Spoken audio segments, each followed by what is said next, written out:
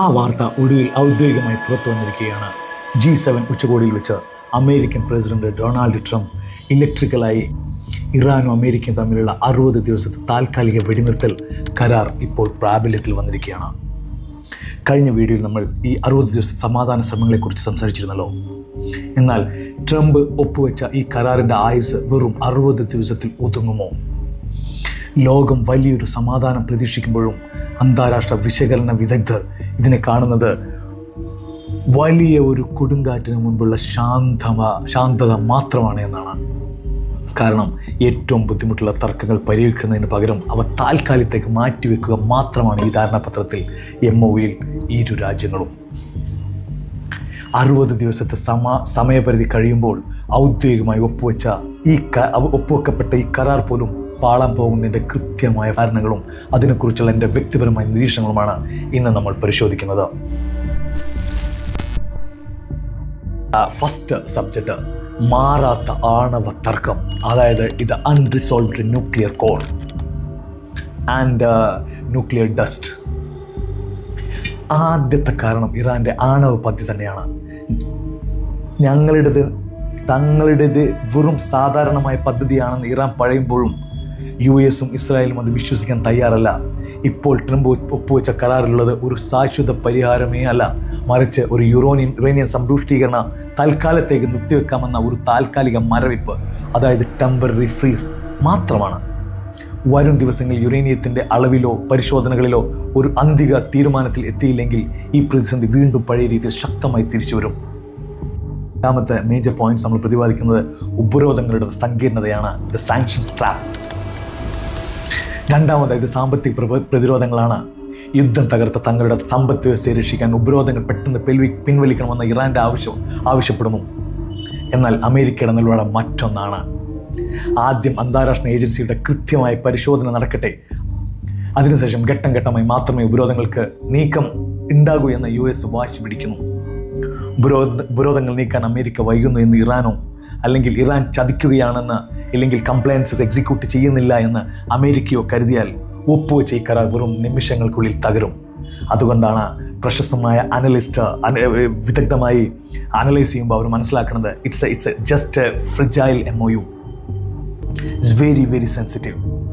മൂന്നാമത്തെ പോയിന്റ് ഇസ്രായേലിൻ്റെ സുരക്ഷാ ആശങ്കകൾ, ദ ഇസ്രായേൽ ആംഗിൾ.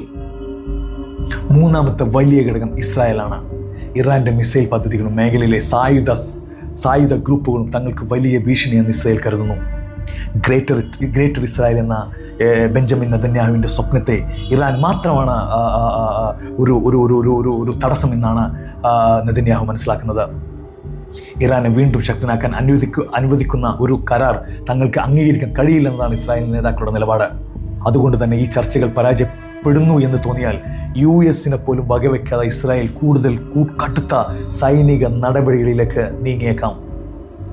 വളരെ സെൻസിറ്റീവ് ആയിട്ടുള്ള നാലാമത്തെ നമ്മുടെ ഇവാലുവേഷൻ പോയിന്റ് എന്താണെന്ന് വെച്ചാൽ പ്രോക്സി ഗ്രൂപ്പുകളുടെ ഭീഷണി, the proxy wild card.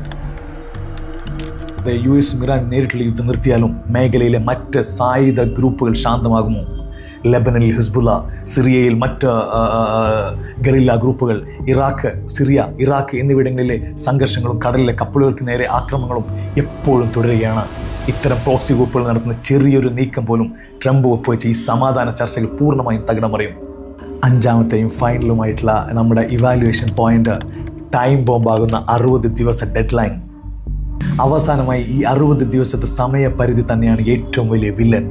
This is A biggest dead line. അടുക്കുമ്പോൾ ചർച്ചകൾ വേഗത്തിലാക്കാമെന്നതാണ് പൊതുവെ കരുതുക. എന്നാൽ ഇവിടെ 60 ദിവസം എത്തുമ്പോഴേക്കും അന്തിമ കരാറിൽ എത്താൻ കഴിഞ്ഞില്ലെങ്കിൽ ആ ഒരൊറ്റ കാരണം ചർച്ച പരാജയപ്പെട്ടു എന്ന് പരസ്പരം കുറ്റപ്പെടുത്തിക്കൊണ്ട് ഇരുപക്ഷം അതിലും ഭീകരമായ ഒരു യുദ്ധത്തിലേക്ക് മടങ്ങി വരാൻ സാധ്യതകൾ ഏറെയാണ്. ഇനി പറയാൻ പോകുന്ന ഇമ്പോർട്ടൻ്റ് ആയിട്ടുള്ള റീസൺ, കാരണം അതിലേറ്റവും ഭയപ്പെടുത്തുന്നത് മറ്റൊന്നുമല്ല, അമേരിക്കൻ ഭരണകൂടത്തെ പോലും പിന്നിൽ നിന്ന് നിയന്ത്രിക്കാൻ ശേഷിയുള്ള ഇസ്രായേലിൻ്റെ അല്ലെങ്കിൽ ജൂത ലോബിയുടെ ജൂയിഷ് ഇസ്രായേൽ ലോബി അദൃശ്യമായ ശക്തിയാണ്. യഥാർത്ഥത്തിൽ സാമ്പത്തിക ബാധ്യത കാരണം ഇറാനുമായി വീണ്ടും ഒരു വലിയ യുദ്ധത്തിലേക്ക് പോകാൻ അമേരിക്കയ്ക്ക് ഒട്ടും താല്പര്യമില്ലായിരുന്നു. എന്നാൽ അമേരിക്കൻ രാഷ്ട്രീയത്തെയും അവിടുത്തെ വൻകിട കോർപ്പറേറ്റുകളെയും തങ്ങളുടെ കൈപ്പിടിയിൽ ഒതുക്കിയ ഈ ലോബിക്ക് മുന്നിൽ വാഷിങ്ടൺ പലപ്പോഴും നിസ്സഹായരായിട്ടുണ്ട്. ലോകത്തെമ്പാടും പടർന്നു കിടക്കുന്ന അതിശക്തമായ രാഷ്ട്രീയ സാമ്പത്തിക സ്വാധീനമുള്ള ഈ ജൂത ലോബിക്ക് മുൻപിൽ അമേരിക്കയിൽ തിരഞ്ഞെടുപ്പുകളിൽ കോടിക്കണക്കിന് ഡോളറിൻ്റെ ഫണ്ടുകൾ ഒഴിക്കുകയും US കോൺഗ്രസിലെ പ്രമുഖ നേതാക്കളെ സ്വാധീനിക്കുന്നതും ഇവരാണ്. ഇതിനുമപ്പുറം പുറമെ യുദ്ധത്തിലൂടെ കോടികൾ കൊയ്യുന്ന അമേരിക്കയിലെ വൻകിട ആയുധ കമ്പനികളും കോർപ്പറേറ്റുകളും ഈ ലോബിക്കൊപ്പമാണ് നിൽക്കുന്നത്. അമേരിക്കൻ ഗവൺമെന്റിന് താല്പര്യമില്ലാതിരുന്നിട്ട് പോലും ഇറാനെ പൂർണ്ണമായി തകർക്കാനുള്ള ഒരു യുദ്ധത്തിലേക്ക് അമേരിക്കയെ തള്ളിവിടാൻ ആ ഭരണകൂടത്തിന് മേൽ കടുത്ത സമ്മർദ്ദം ചെലുത്തിയതും ഈ ഇസ്രായേലിയൻ ജൂത ലോബിയാണ്.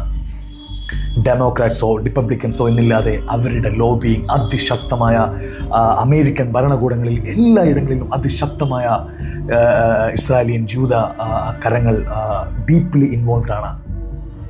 രാഷ്ട്രീയവും കോർപ്പറേറ്റ് അധികാരങ്ങളും ഒത്തുചേർന്ന ഈ അദൃശ്യ ശക്തി ട്രംപ് ഇപ്പോൾ ഒപ്പുവെച്ച 60 ദിവസത്തെ വെടിനിർത്തൽ കരാറിന് ഏത് നിമിഷവും തച്ചുടച്ചേക്കാം. അമേരിക്കയെ വീണ്ടും ഒരു യുദ്ധത്തിലേക്ക് വലിച്ചെടുക്കാൻ ഈ ഒരൊറ്റ ഘടകം മാത്രം മതി.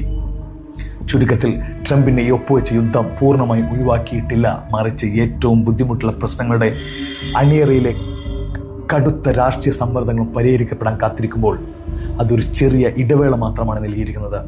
സമയപരിധിക്ക് ശേഷം ഈ പ്രശ്നങ്ങൾ പരിഹരിക്കപ്പെടാതെ തുടരുകയാണെങ്കിൽ പിരിമുറുക്കങ്ങൾ വീണ്ടും ഉയർന്നേക്കാം.